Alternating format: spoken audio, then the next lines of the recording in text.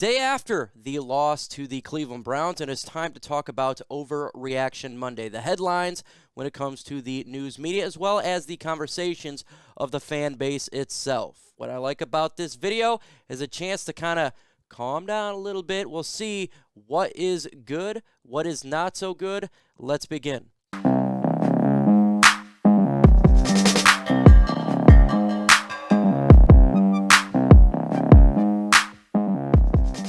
If you would like to know what would happen if you decide to take your foot and kick Mike Tyson in his manhood, then go ahead and subscribe to this channel because we talk all things Detroit Lions news and rumors, and we deal with a lot of pain and agony. Also, go ahead and take your other foot and kick the like button in its manhood. Let's get the likes up to 200 likes. Let's talk about today's overreaction. One of the overreactions I am seeing a lot of through the fan base itself is the Detroit Lions need to fire Dan Campbell. He should be fired. I do believe this is an overreaction. Why? There is many reasons why for this. Yes, we are a winless football team. Yes, there has been play calling that he has done that has hurt the Detroit Lions. But make no mistake about it, the guy signed a 6-year deal. Yes, 6-year, not 5-year, not 4-year, not 3. The meaning of that 6-year deal to me is they understand that this team was going to be very bad this year, so they gave him a little bit longer contract to tell him he's not going to be fired because this roster is bad, this team is bad, and you're going to have a bad season. Now, I don't think anyone, not even myself, thought we'd be 0-9-1 at this point. I was thinking between 2 and 5 wins for a record for the 2021 season, and it looks like not even going to get to that 2 wins. Yes, there's a lot of bad play calling I feel that Dan Campbell has done, a lot of things that he has done that has hurt the chance of winning, and no doubt about it, I 100% concur with that sentiment, and that's just the hashtag facts of the matter. Do you guys think that Dan Campbell should be fired? Not saying that he would be, but do you think he should? Let me know in the comment section why, for yes and for no. Again, he's not going to get fired. I don't think he should get fired. If we gave Matt Patricia 3 years to come into this team, it was a 9-win football team, and take it over and destroy it, then we got to give Dan Campbell a little more time than 1 year after this disastrous roster. Because, yes, this team is bad. It is very bad. And when you look at the roster, it's depleted. We have a lot of holes, specifically on offense, that we just can't get anything sustained. And it doesn't really matter who the coach is. Yes, some coaches probably could get more out of this offense, no doubt. But it is a fact that this roster is bad. It is a fact that when you sign a coach to a 6-year deal, he's going to have another year. I don't think he's going to be one and done. The Detroit Lions are destined to repeat somewhat of 2008, go 0-16-1. Is this an overreaction? No, I do not believe this is an overreaction. If you look at the schedule, 7 more games to go. And guess what? It looks very difficult for the Detroit Lions to get a win. I do believe the best chance for the Lions to win is Thanksgiving this Thursday against the Chicago Bears at home. Looks like Andy Dalton potentially could be starting quarterback there.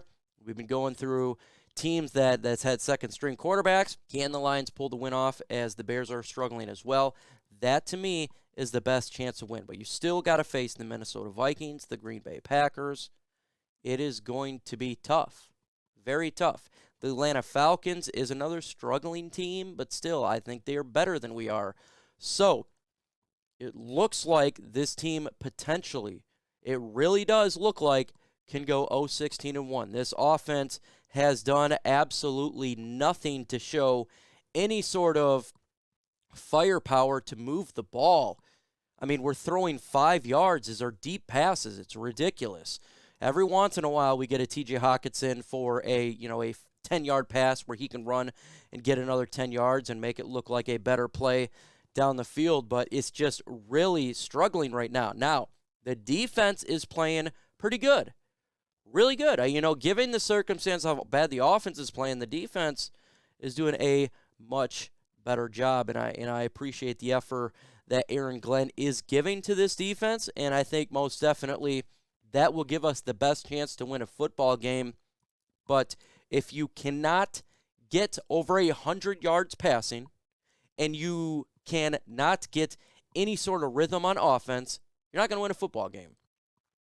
You're not going to win a football game, and that is fact. So I do not believe that's an overreaction. I think, yes, the Lions could definitely go 0-16-1. I think the best right now for the Lions to get the absolute best, and I'm talking about it, everything went right, would be 2 wins. I don't see that happening. I think between 0 and 1 win is all the Detroit Lions can get this season. Subscribe to the channel if you haven't done so. Let's get to 18,000 subscribers. About 20 away. And if you're watching this anyways, you might as well subscribe. Let's get to 18,000. The goal is to get to 20K before the season is over. Another reaction that I'm seeing right now is Lions intentionally tanking. And I'm going to tell you why I do not believe that's the case. First off, when it comes to the head coach, I think he is just inexperienced and he's having issues making play calling. I think it's just bad play calling. I think he really believes that you can win by running every single down. I think he understands that we have a bad wide receiver core. I think he understands we have bad quarterback play. Best thing for him to do is run the football. I just think that's what it is. Now, I don't think you definitely run on a 3rd and 14. I thought that was a terrible call. I don't think he's intentionally trying to tank.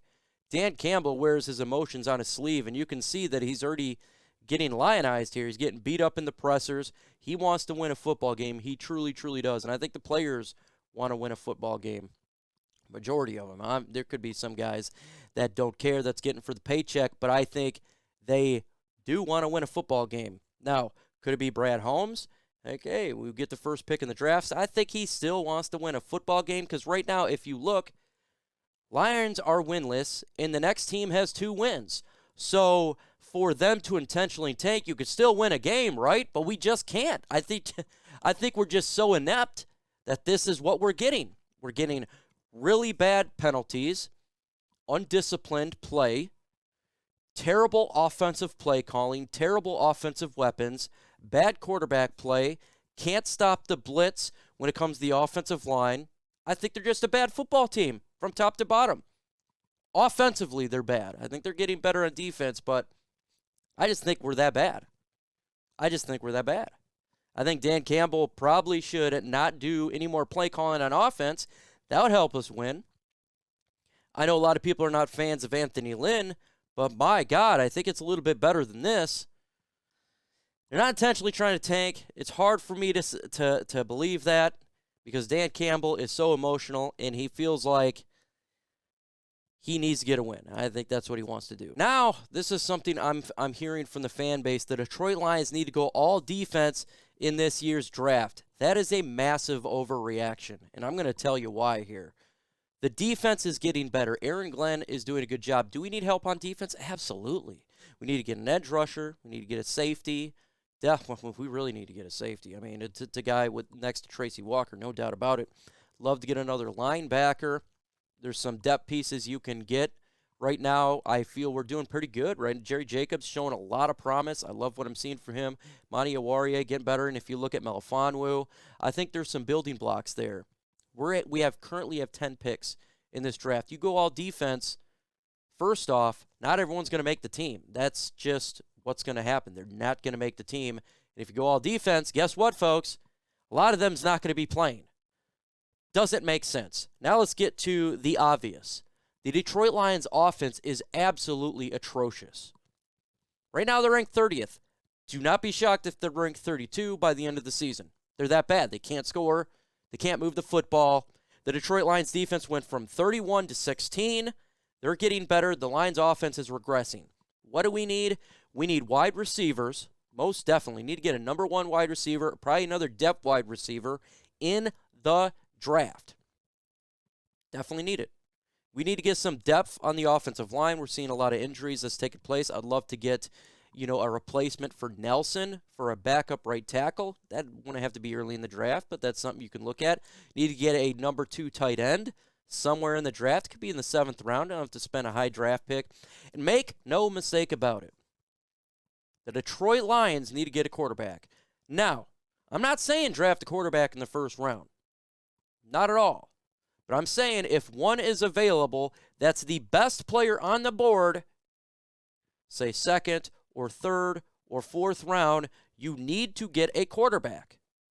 Because right now, clearly, there's something going on where the coaching staff doesn't believe in David Blau because they jumped Tim Boyle in front of him.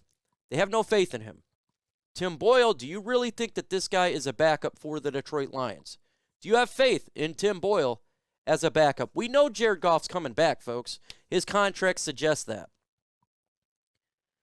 But if these three quarterbacks come back next year, we're talking about, I'm not even, two quarterbacks. We know Jared Goff's coming back. Tim Boyle and David Blau, do you have faith that they can do anything on offense?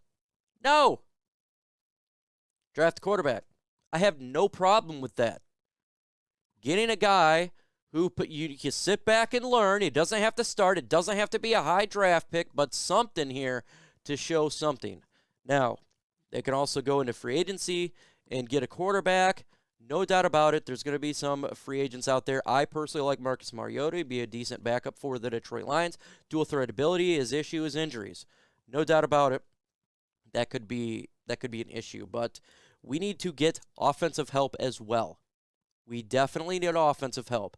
Let me know in the comments section, do you want to go all defense? Put D for defense, all D, or do you want to get some sort of offense? Let me know. Now, I'm not, if they go 6 defense, 4 offense, okay, I get it. No problem. 5 offense, 5 defense, no problem. We need help on both sides of the football, and I agree with that assessment. But going all defense, I disagree with. Report came out and suggesting that LYNN and GOFF are not getting along, and LYNN as well as Campbell may be having some issues. Is this an overreaction? No. I think this is legitimate. I think that Anthony Lynn will not be back next year, clearly, because when Dan Campbell takes over play calling, it shows that there's an issue there, and somebody's got to take the fall for this season. I think Anthony Lynn's going to be that guy. Now, when they do fire him by the end of the season, I wouldn't expect it this year. When they do fire him, Dan Campbell must find an offensive mind to get this offense going, because he can't do play calling. And if you can't get along with the quarterback, regardless if there's the quarterback's playing terrible or not, you got to be able to get along. You got to be able to help teach, help better. I'm not saying that, Anthony Lynn's all fault here or Jared Goff's all fault here, but we got to have some sort of chemistry. You have to have something. And I think that's really important. Maybe they decide to bring up Brunell, something, but this offense has to get fixed.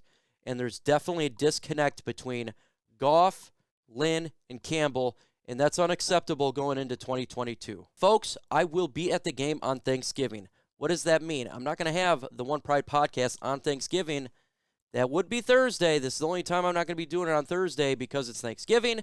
And I will be at Ford Field, and then on the way back, I will be driving home and having Thanksgiving dinner with my family. So I will not be doing OPP on Thanksgiving. So make sure you guys enjoy the Thanksgiving Day. Enjoy the lack of OPP. Enjoy the time with your family. I think that's really important.